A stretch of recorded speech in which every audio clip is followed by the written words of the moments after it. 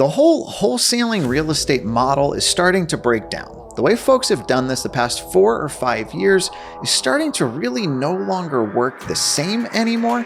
Let's talk about how to make money in real estate in 2025. Let's dive right in.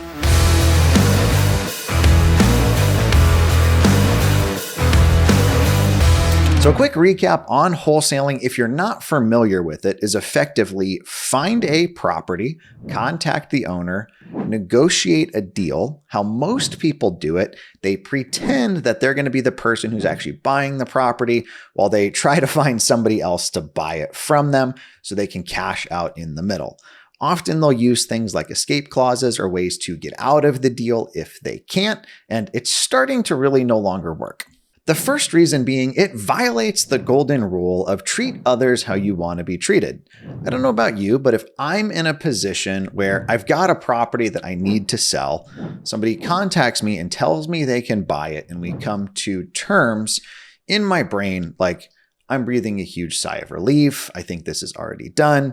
We've seen instances of people moving out, packing up their houses, only for that person to not even buy the house. I'll hear people talk about it has to be a win-win transaction or no deal, and often they talk about that when it comes to the deals that are completed successfully. They got what they wanted, we got what they wanted, everybody won. But what they're failing to point out is all of the deals that don't go through. I was recently talking to somebody that works for another coach that I won't name, who's like a high volume wholesaler, and something like 50% of the properties they put under contract don't actually close. I don't know about you, but that's a lot of collateral damage in people that were counting on a property selling because somebody told them it was going to, who then pulled the rug on them. One of the other challenges that we're seeing is there's simply less folks that are looking to buy distressed properties right now because real estate's less sexy. Often the best buyers for wholesale deals are people that are getting into real estate investing and looking for opportunities.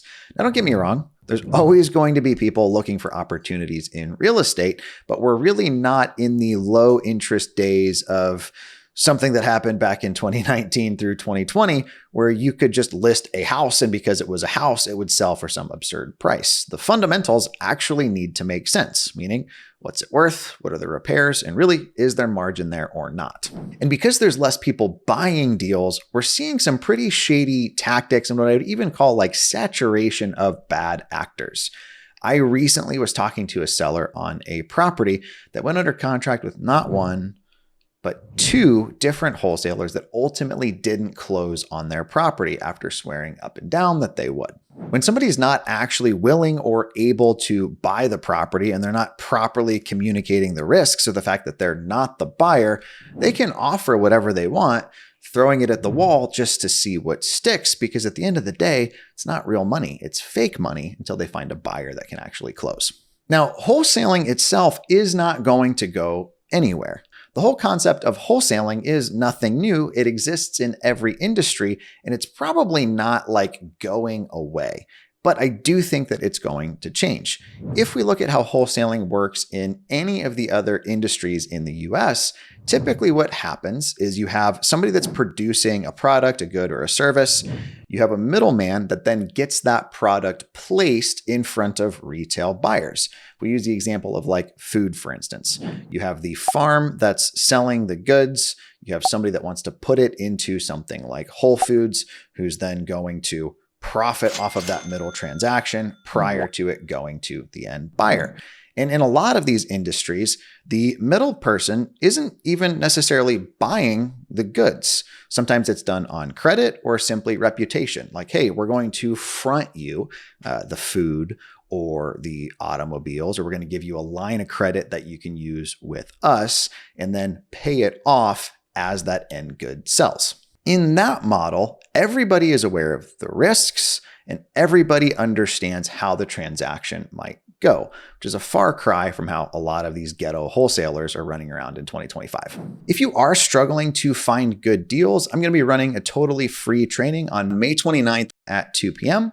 I'll throw a link to it down in the description, but I'll also throw up a QR code on it. Would love to have you join us for more kind of advanced tips on how to find your own deals in 2025. So let's go over 3 kind of quick takeaways of how to find deals that actually work and make sense in 2025. The first thing that I think is a must is transparency, as well as branding backed up by authentic reviews from real people that you've worked with. Now, I personally haven't wholesaled in a few years. We've focused more on wholetailing, meaning I buy the house, I clean it out, I turn around and resell it, or flipping those projects ourselves. Occasionally, I'll use what I call like backup buyers. These are folks that I've worked with in the past that I trust to close, and I have my cash ready to go should they fall through for some reason. So the seller's never at risk of like, is this actually going to close or not?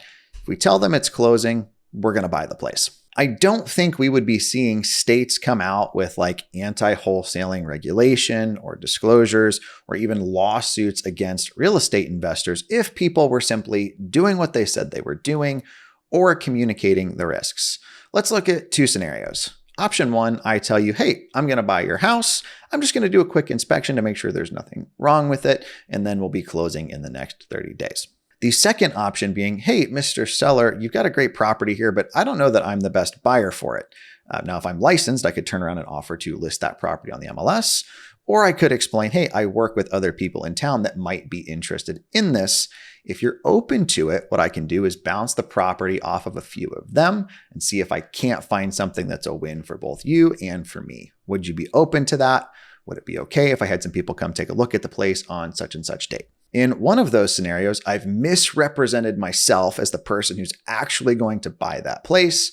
In the second scenario, I've been totally transparent, right? I'm not going to be buying this place. Let me see if I can find somebody else who will or can. Now, let's assume that you're not wholesaling. Maybe you're fix and flipping, or you're looking for buy and hold properties, or I guess you can also use this if you're wholesaling. I'm just going to hope that you're, using my advice for good and not for evil. Satellite towns have been working very well for us for about the past 18 to 24 months. So if you're in a major metro area, let's say like Boston, for instance, it might be tricky for you to find a deal in the hottest, sexiest, trendiest part of Boston where people are walking to bars and clubs and things of that nature. But you likely can find a deal that makes a lot of sense just outside of the city in one of the like commuter town areas. We often call these like bedroom communities.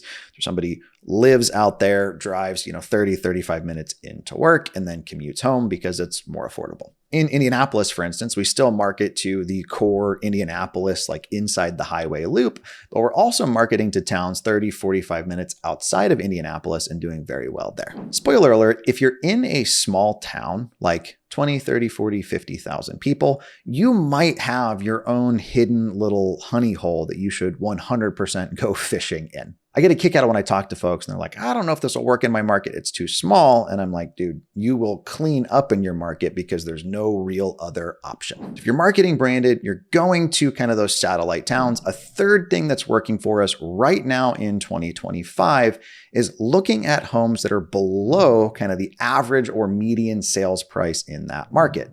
My first 2 buys in our new corporate location in St. Louis have both been sub $250,000.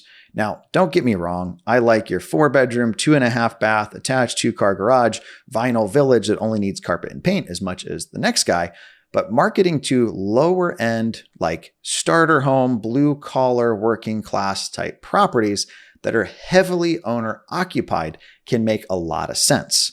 One of ours, the folks had been there for something like 20, 25 years. They'd taken good care of the place. It's just kind of like everything needs updated or replaced at this point. They've kind of exhausted the lifespan, a lot of the major mechanical systems. And the second one is a rental that similarly, a lot of the systems are kind of aging, kind of at the end of that usable life. And it's really not a great fit to have a tenant in there because of the amount of work that needs to get done. Now, one thing that's great about these is on resale, the rate doesn't really matter as much. Whether it's a 6% or a 7% rate on a property sub 250K, it's a lot less impact than trying to sell like $1 million home with rates being what they are. Now, I know everybody's market is different and your numbers are going to vary, right? A starter home in your market might be 400K versus 250, but you get the idea. People are tired of getting lied to by fake buyers, and even real buyers are tired of looking at deals that just simply don't make sense. The fundamentals are broken. Thank you for taking the time to hang out with me. If you haven't already, be sure to like and subscribe. Again, my name is Ryan Dossey. I'll talk to you guys next time.